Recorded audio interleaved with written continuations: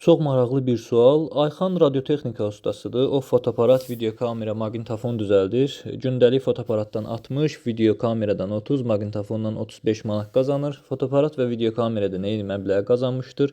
Gün ərzində 360, 345 manat pul qazanırsa, Ayxan gün ərzində neçə fotoaparat düzəldir?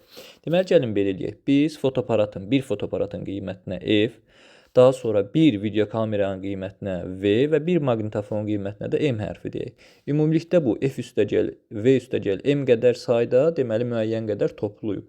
Yəni say olaraq bunlardır. İndi bizə deyir fotoaparatdan 60, yəni bir fotoaparatdan 60 AZN qazanır. Onda F qədər varsa fotoaparat 60 vurulsun F qədər fotoaparatdan pul qazanacaq düzəltməkdən. Videokameradan 30 manat qazanır. Onda bir videokameranı düzəltməyinə də biz deməli 30 manat deyiriksə, yəni V də onun sayıdır videokameranın.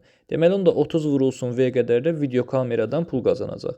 Və son olaraq 35 manat da bir maqnitofondan qazanırsa, biz də maqnitofon sayına M demişik. Baxın, bura yazıram, bunlar saylarıdır. O zaman 35 vurulsun, deməli M qədər də maqnitofondan pul qazanır və ümumilikdə nə qədər olur? 345 manat olmuş olur. İndi nə deyir burada?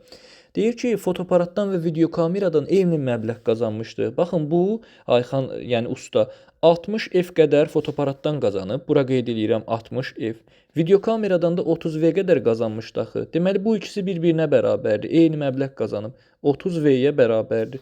Biz buradan hər iki tərəfi 30-a bölsək, qalır 2 F bərabərdir V-yə. İndi nə edəcəyik? Biz birinci tənlikdə yerinə qoyaq. Yəni 60 F-i saxlayıram, buradan qeyd edirəm 60 F. Üzərinə gəlirsin. 30 vurulsun V deyil bu. Mən buradakı V-nin yerinə 2F qoyacağam. Yəni buradan yazım 30 vurulsun 2F. Bu da bizə 60 V-ni verəcək. Oldu. Bu V-ni buradakı 2F-dən əvəz elədim. 60 F üstə gəl. Təzədən bir də onda 60 F.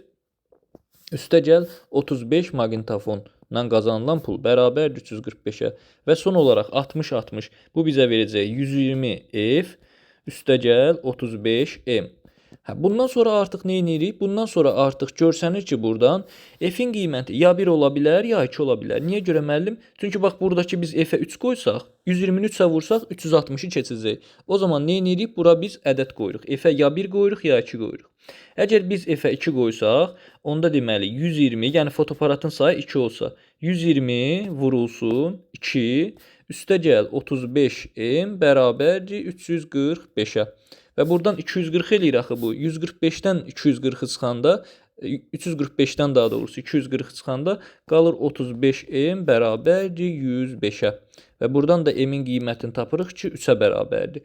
F-ə biz neçə qoymuşduq? Fotoaparata 2 demişdik. Deməli, fotoaparatın sayı oldu 2 dənə, maqnitofonun sayı oldu 3 dənə.